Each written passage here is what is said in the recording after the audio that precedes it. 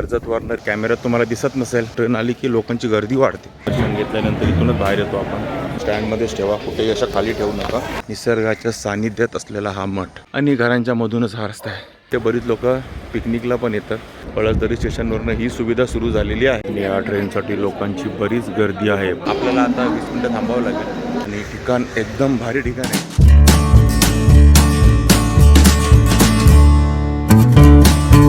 नमस्कार मंडळी, मी अशोक तुमच्या सगळ्यांचं स्वागत करतोय आपलं मराठी यूट्यूब चॅनल अशोक बाबरन फॅमिलीच्या एका नवीन व्हिडिओमध्ये. तर आज आहे गुरुपौर्णिमा, तारीख 29 जुलै 2026 आणि गुरुपौर्णिमेच्या निमित्ताने आपण चाललो आहोत स्वामींच्या दर्शनाला. तसं स्वामींचं दर्शन आपण रोजच घेतो, पण आज थोडं वेगळ्या ठिकाणी चाललो आहे. आणि तिकडे मी 1 वर्षापूर्वी गेलो होतो, एक्झॅक्टली ह्याच दिवशी, गुरुपौर्णिमेच्या दिवशीच. आणि बरोबर 1 वर्षांनी पुन्हा एकदा मी निघालो आहे तिकडेच जायला. आणि ठिकाण एकदम भारी ठिकाण आहे, जबरदस्त ठिकाण आहे. आणि मी म्हणतो ह्या पिरियडमध्ये जाण्यासाठीचं सगळ्यात उत्तम ठिकाण, मस्त निसर्गरम्य ठिकाण आहे. तुम्हाला आता व्हिडिओमध्ये पुढे कळेलच, व्हिडिओ शेवटपर्यंत बघा. आणि मी तर स्वामींचं दर्शन घेणार आहे तिकडे जाऊन.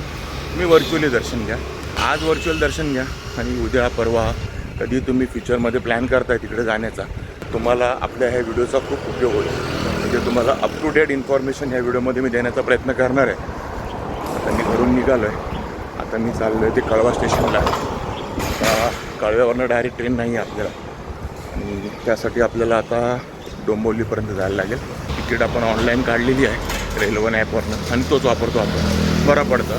तिकडे जाऊन परत तिकीट काउंटर शोधायची झंझट नाही आणि वेळही वाचतो.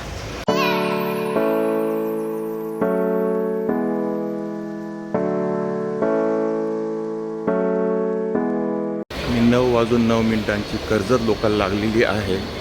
पण 10 ते 12 मिनटामध्ये डोंबिवलीला पोहोचलो कळव्यावर. इथे यायचं कारण म्हणजे आपल्याला स्लो ट्रेन नसते सकाळची, ना खोपोलीची ना कर्जतची. सगळ्या फास्टच असतात सकाळ संध्याकाळ दोन्ही टायमाला. दुपारच्या वेळेला स्लो असतात. त्यामुळे तुम्हाला जर इकडे यायचं आहे तर ठाणा, कुर्ला, दादर असे जिकडे फास्ट ट्रेन थांबतात त्या स्टेशनला यावं लागेल. आणि मेनली तर ट्रेनचं टाईम टेबल बघा, गो फॉर मुंबई या ॲपवरती जे मी बघतो. बाकी तुम्हाला तो ॲप माहीत असेल, त्याच्यावरती बघूनच ट्रॅव्हल करा ह्या साईडच्या रूटचं. आणि वेळ चुकवू नका, 5 मिनटं अगोदरच प्लॅटफॉर्मवरती. आता नाही तर ट्रेन गेली की परत अर्धा 1 तास ट्रेन नसतं या साईडला. सकाळची वेळ आहे, वर्किंग डे आहे, त्यामुळे प्लॅटफॉर्म सर्व भरलेले आहेत फुल. ह्या साईडला जायचे आपले खाली आहे, कारण आपण उलट्या दिशेला चाललो आहे ना. मुंबई साईडला जर असतं तर आपल्याला चढता येणार नाही, अशी गर्दी आहे ट्रेनमध्ये, भयंकर गर्दी आहे. चला आता 9:09ची कर्जत ट्रेन किती वाजता येते बघूया आणि मग आपला डोंबिवली ते कर्जतचा प्रवास सुरू करूया.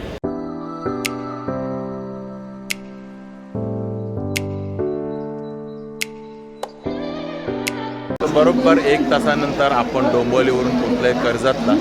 आता इथून आपल्याला 10:40ची ट्रेन आहे खोपोलीसाठी. आणि कर्जतच्या पुढचं स्टेशन आहे पळसदरी, तिकडे आपल्याला जायचं. पण एक स्टेशनसाठी आपल्याला आता 20 मिनटं थांबावं लागेल. असं टायमिंग 10:40 दाखवतं, पण मला वाटत नाही 10:40ला एक्झॅक्टली ट्रेन निघेल खोपोलीसाठी. आली तर पाहिजे, अजून आली पण नाही. डोंबिवलीवरून इथपर्यंत आपल्याला बसायलाच मिळालेलं नाही, एवढी गर्दी असते. पुढे तुमच्याकडे 3 ऑप्शन असतात. तुम्ही ट्रेनने जाऊ शकता, डायरेक्ट खोपोली ट्रेन पकडली तुम्ही मुंबईवरनं तर तुम्ही डायरेक्टली पळसदरीला उतरू शकता. किंवा इथून मग तुम्हाला शेअर रिक्षा पण मिळतात आणि बस पण आहेत पळसदरीच्या मठापर्यंत जाण्यासाठी, म्हणजे पळसदरी गावात जाण्यासाठी. सो ते ऑप्शन आहेत तुमच्याकडे. पण आता आपण ट्रेनची वाट बघूया आणि रिमझिम पाऊस सुरू आहे. आणि या ट्रेनसाठी लोकांची बरीच गर्दी आहे, पूर्ण प्लॅटफॉर्म भरलेला आहे. ते ट्रेन पण पूर्ण भरणारच आहे.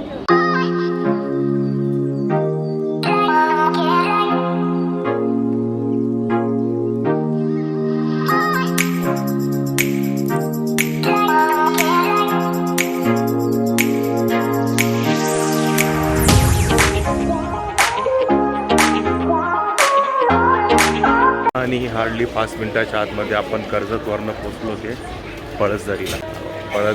पळसदरी स्टेशन. आणि ही जी सर्व लोक आहेत ना, ही सर्व मठातच चाललेले स्वामींच्या दर्शनाला. आणि आता ह्या स्टेशनवरनं तुम्हाला चालत जायचं आहे मठापर्यंत. इथून तुम्हाला बाकी रिक्षा वगैरे काही मिळणार नाही आणि मठ जास्त लांब नाही आहे. हार्डली 5 मिनटं, एकदमच हळू चालत गेलात तर 7 ते 8 मिनटं. फक्त 5 मिनटावरती मठ आहे आणि समोर लोक चालत आहेत. आणि इकडचे नजारे बघा, मस्त एकदम 1 नंबर नजारे. कारण इथून पुढे सुरू होतो घाट. मेल ट्रेनचा ट्रॅक इथून चेंज होतो इथून पलीकडनं मेल ट्रेन डायरेक्ट जातात लोणावळ्याला वरती, त्यांना खोपोली वगैरे लागत नाही. आणि हा ट्रॅक गेला आहे तो खोपोलीला. तिथे समोर दिसतो का ट्रॅक बघा, ते ट्रॅक जे दिसत आहेत ना पुढचे तिकडून गेलेत ते डायरेक्ट खंडाळा लोणावळा वरती घाटमार्गे. मागच्या वर्षी आलो तेव्हा हे पत्रे वगैरे नव्हतं, हे आता नवीन बनवलं आहे.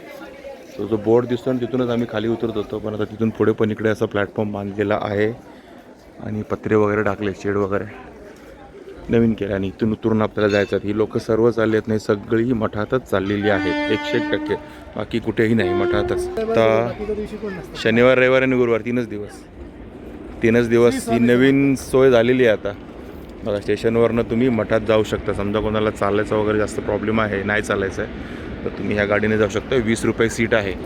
पळसदरी स्टेशनवरनं ही सुविधा सुरू झालेली आहे.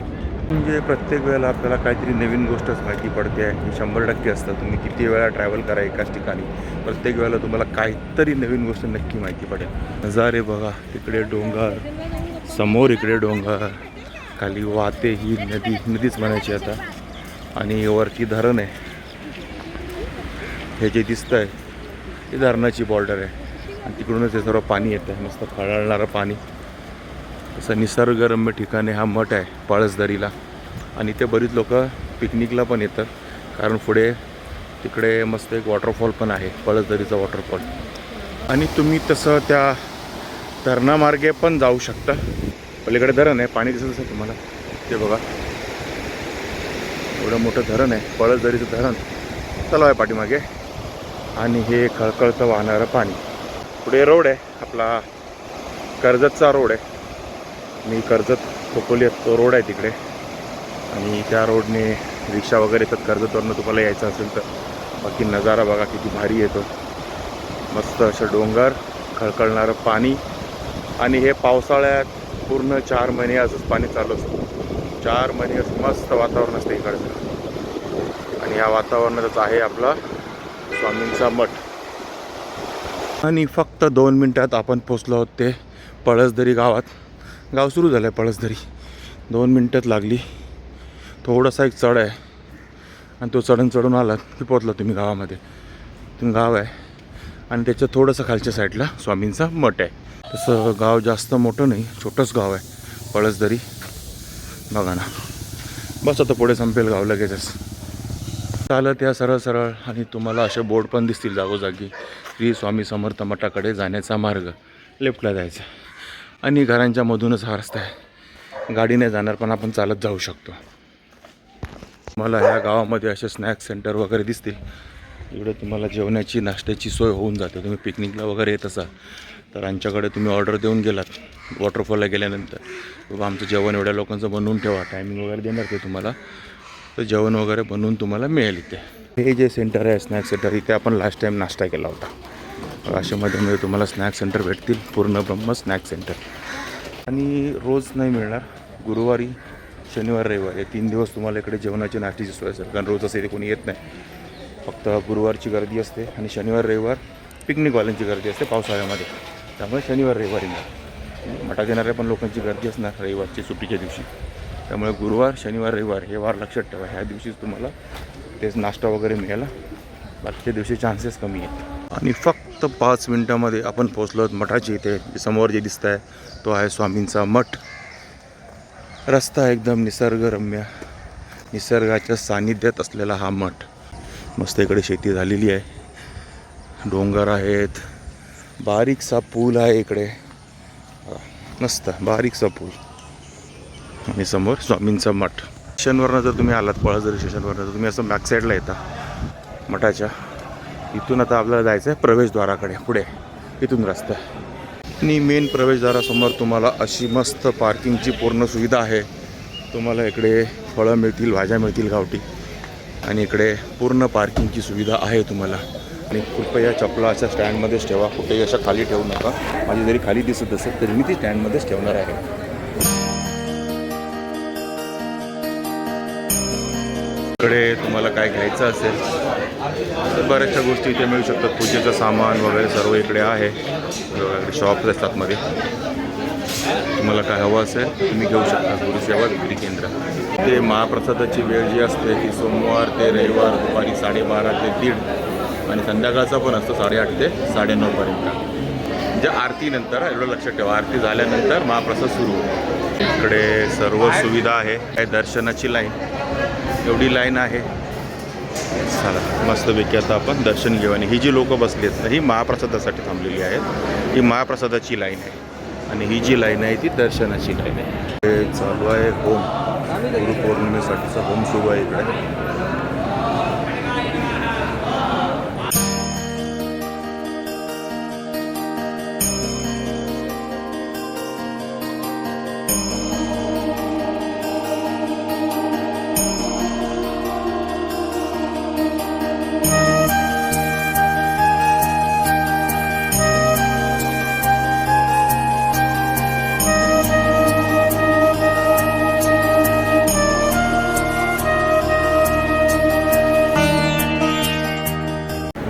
काही देणगी वगैरे द्यायची असेल, अन्नदान वगैरे, तर तुम्ही इथे देऊ शकता. दर्शन घेतल्यानंतर इथूनच बाहेर येतो आपण. इकडेच ते आहे सोय.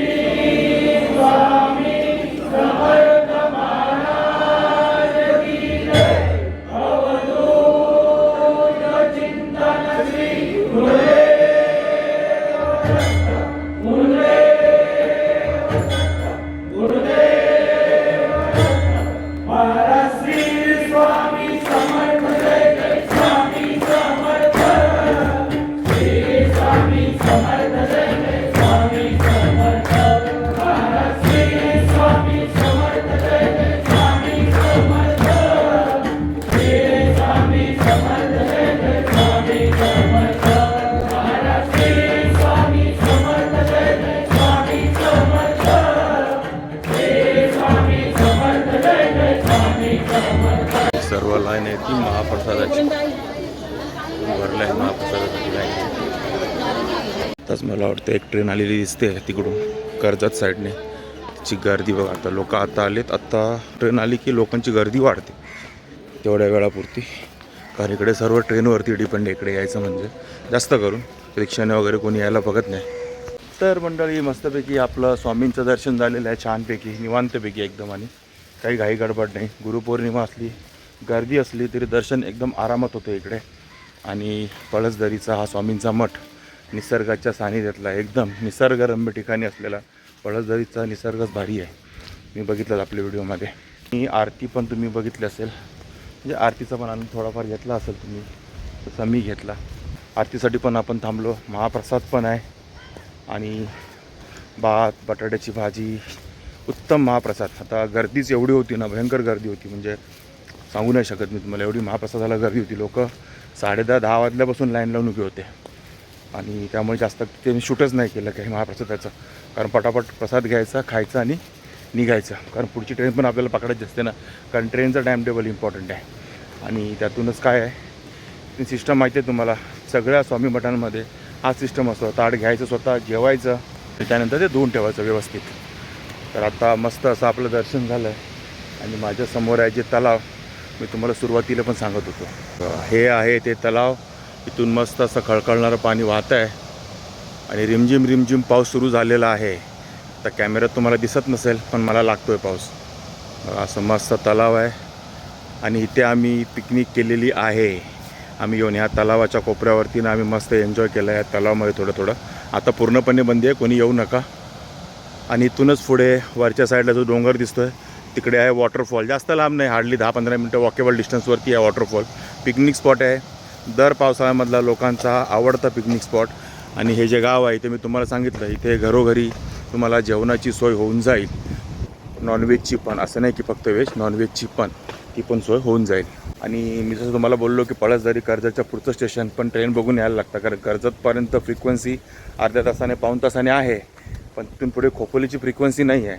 त्यामुळे तुम्हाला डायरेक्ट ट्रेन भेटली तर उत्तम, पळसदरीला उतरा, नाही तर कर्जतवरनं मग कनेक्टिंग ट्रेन असते खोपोली कर्जत, तिचे पण टाईम टेबल आहे कर्जत खोपोली ट्रेनचं, ते तुम्ही चेक करा.